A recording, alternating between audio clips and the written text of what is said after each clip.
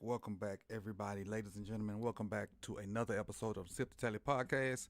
And I know it took me a minute to get to this point where actually doing a little breakdown of Jaire Alexander. We signed him, what's today? Friday, maybe Wednesday.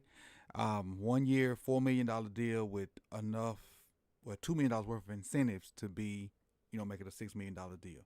I think it's an extreme steal. I've seen reports that said Jaire took less money to come play with us. Also heard an interesting interview from Green Bay, from a local Green Bay station, and his dad had some interesting takes on it, and somebody sent that to me, and that was an interesting listen as well. And if I remember, I'll tweet that out from whoever sent it to me. I forgot at the time. But what I'm going to do today is just, I was looking at some Jaire tape this morning, and I pulled about 6 plays to kind of show you what we're getting. And I didn't go pull old plays. These are from him last year. In the 7 games he played last year, I pulled stuff from last year so we can closely get a look at what we're getting, good, bad, or indifferent. So with that being said, once I put the film on the screen, I won't see the chat as much. Is my volume low? Maybe I just need to get a little closer. Is that better? That should be a lot better. Bring the mic closer to me. Let me know if that's better, Mike, before I go on. Let me know if that mic is better before I go on. I just had to pull the mic a little closer to me.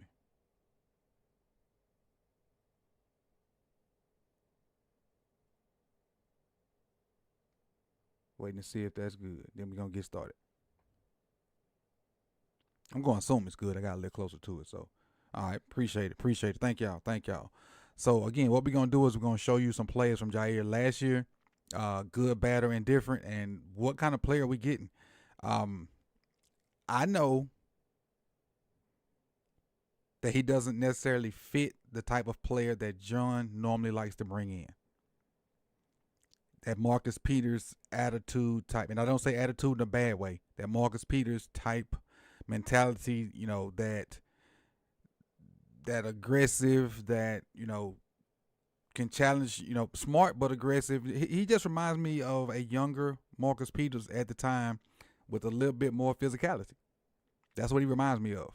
And with that same intensity, that same emotion, that same snappiness, and we know John don't normally like to have those guys around. But I think if he stays healthy, the backfield is scary. So let's get into these clips that I have for Jaire, and let's talk about them real quick. Let me change my scene, and then we'll be ready. All right, so there we go. Here we go, rather. And again, we got to put it in this box so YouTube won't mess with us. But it is what it is. And if you're watching on a television, it's probably fine. If you're watching on a computer, it's probably fine. The only issue where you may have a little problem seeing is on the phone, and then y'all got better eyes than me, so I know y'all can see it. My old eyes be tripping. But let's get started. This is versus Philadelphia. You'll see him located against A.J. Brown down there at the bottom. Working versus A.J. Brown down at the bottom. You see A.J. coming in the picture now. He normally plays the other team's best guy. A.J. Brown is, in my opinion, top 3 or 4, maybe even top 5 receiver in this league. And Jaire has him one-on-one right here. And you see, as A.J. is starting to break down, Jaire is already starting to open his hips and drive on the little route that A.J. is running. A.J. is running the dead. So as A.J. gets into it, Jaire is right on his hip. Now he's on the outside hip. Now for Jalen Hurts to complete this ball, it has to be low and inside because Jaire is on the back shoulder. But he throws it there. And look at Jaire just kind of go try to play it anyway. He knows he's on the backside. So let me get that right arm in the way, rake down, ball's out. By him raking down as soon as the ball got there, that's almost simultaneously. That's not PI. You see the ball, you see Jaire rake the hands down. Darn good rep. Darn good rep. And we see other guys running through, but that was man-to-man. That was a man-to-man rep versus A.J. Brown.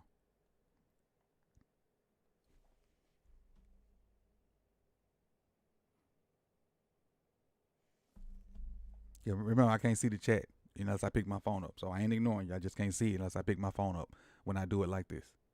All right, next rep. At the top of your screen, highlighted, circled. Now, this is why I say reminds me of Marcus Peters. AJ gonna give him a double move. He get him that out. Jaire's trying to jump it, just like he did on that dig the play before. Bam. He jumps it. Then, even though when he realizes that it's not a out, he tries to reroute AJ. But AJ is so strong, he's one of the few guys you can't do that to. Now, a lot of receivers not like AJ, so they'll be rerouted when he realizes, oh snap, I'm getting beat on this double move, and he can reroute him and probably adjust. AJ is a different kind of strong, and so Jaire's in the trail position in what I call the OS position, and you can fill out the S part on your own. He's just trying to catch up. But what I feel like he should do is, when he obviously misses right here, don't look back for the ball. Put your head down, run, catch up. And once you catch up, then look back for the ball. But because he's looking for the ball, I think he doesn't get the top speed. And AJ keeps that little taste of separation, and they don't get him down. And AJ burn him for a long touchdown.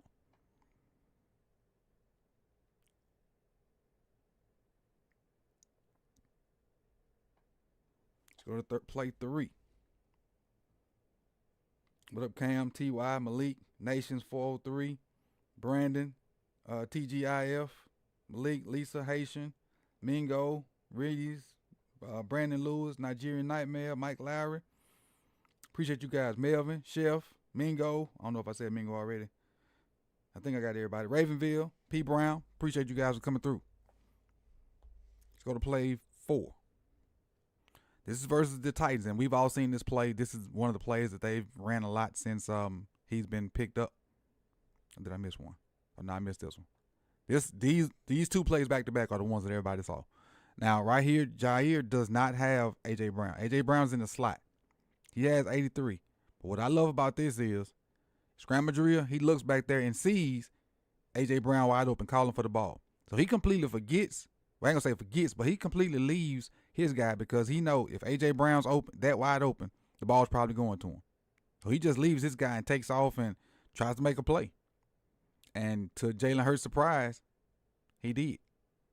Because technically, Jaire's supposed to have been guarding number 83 down here at the bottom. This guy right here who Jaire was guarding, he just happened to look back there and see A.J. Brown. I'm open.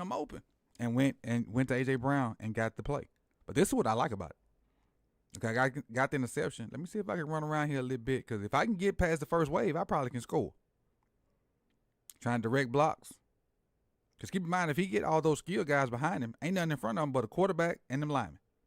So like right here where I paused it at. If Devontae Brown don't make this tackle, the only guys right there within his range are Jalen Hurts and the 3 linemen. And let Saquon pull one of them DK Metcalf chase downs. So that's why I like, his aggressiveness, not only going after the ball, but catching the ball and then trying to do something with it once he get it. Speaking of doing something with it, once he get it, we come to this play. And this is versus D-Hop, his now teammate. Like this right here on Will Levis, he never moves. He just squats. He just squats and looks at Will Levis. He never moves, and Will is throwing it away. So now I'm just going to jump it. But not throwing it away. He's throwing the ball. I'm sorry. Didn't mean to say throw it away. But now, you already got your arm out forward. He just sat on it. Now, I don't know if that's film study or they had been throwing short routes on him or whatever it was, but he did not move. That is prototypical catch man. That's prototypical catch man. Keep staying locked in. And appreciate you, Dre. I think that's Dre. Appreciate you, Dre. The prototypical catch man right there. Squat. Keep your eyes on the QB. Ball out. Go get it. Go get it. Because, before I make it big, this is cover one. So this, to me, this is off man or catch man, however, whatever the defensive gurus want to call it. And with Will Levis already throwing the ball, he already breaking. He's already breaking. Now, had this been a double move, probably would have got him. Probably would have got him. But it wasn't. He see the ball coming out. He never moves, people. Drives on it, catches it, cribs it. Cribs it. And we need more of this, especially in January and February. Because we don't get, put it in the chat. What don't we get in the playoffs? Put it in the chat. And if you're watching later in the comment section, we need people to get the ball and do what? Let's go to the next one. This one also versus the Titans. He's lined up at the bottom versus D-Hop.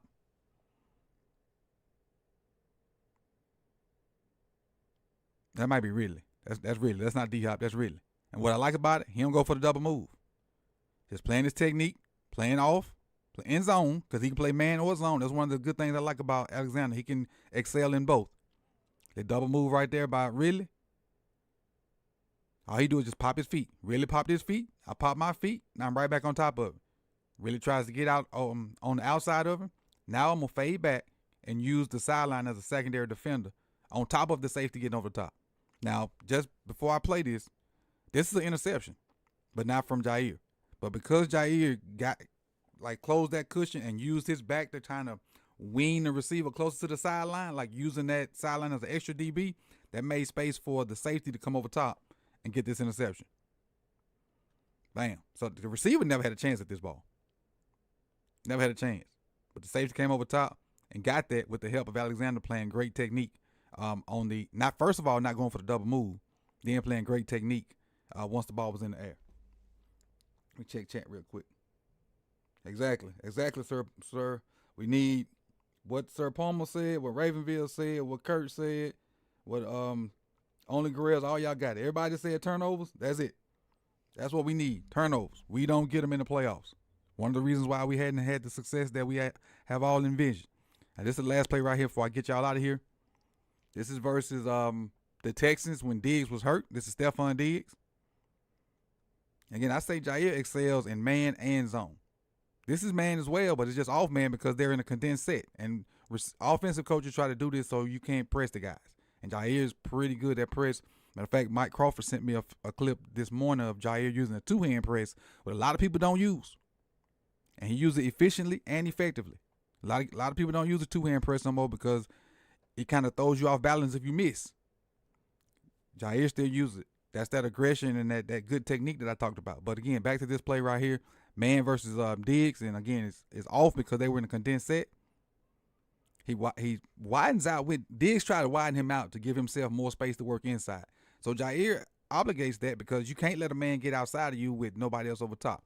But watch what happened when Diggs tried to break inside. Watch the quickness in which with Jaire breaks as well.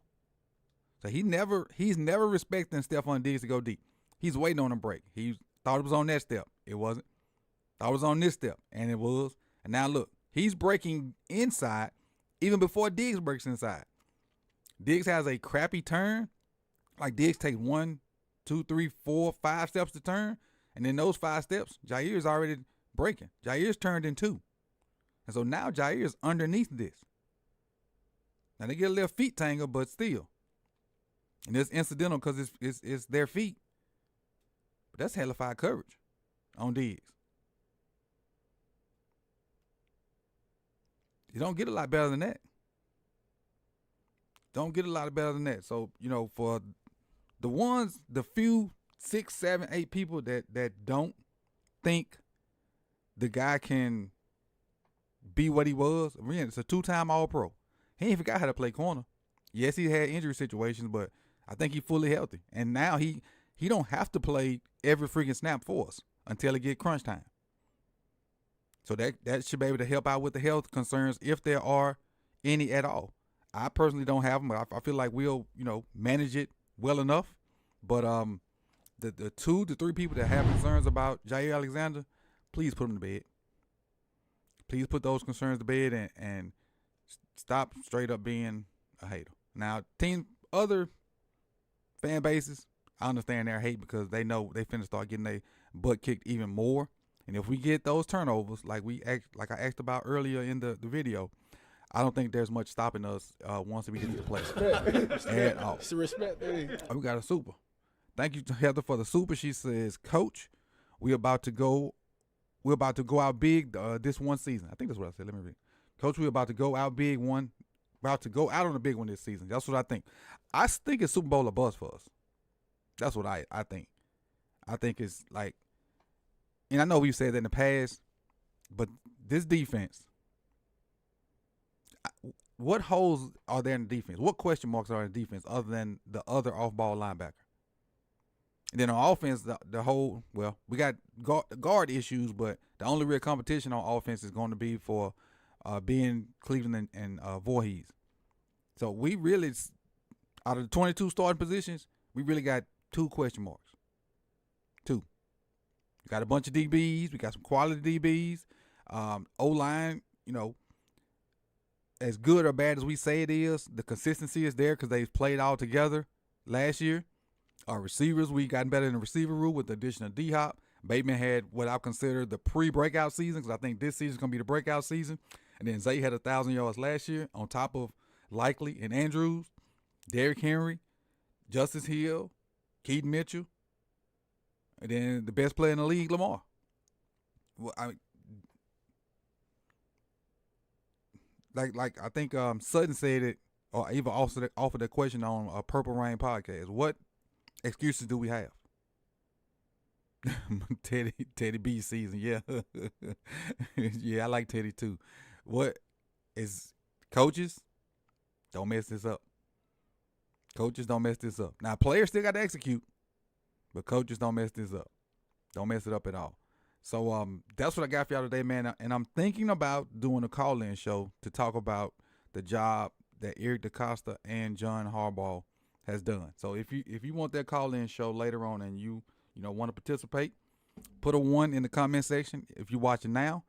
Put a 1 in the chat box if you're watching now. I'm sorry. Put a 1 in the comment section if you're watching later. And I'm going to think about doing the call-in show later on so we can talk about the job that Eric DeCosta and the job that John Harbaugh is doing. So on that note, man, I appreciate y'all. You could have been anywhere in the world, but you chose to be here with me. Got us a quick 20-minute film study session on our newest DB, our newest cornerback, Jaire Alexander. And I appreciate y'all, man. Tap that like button if you haven't done so. It helps out the channel tremendously. We're live on YouTube, Twitch, and X right now. So thank you guys. Appreciate it. And I'll see y'all later on if I get enough ones. I see 1, 2, 3, 4, 5, 6, 7, 8, 9 ones. Hey, let me know. Let me know so we can get this popping a little bit later on before y'all get the happy hour. Peace, y'all.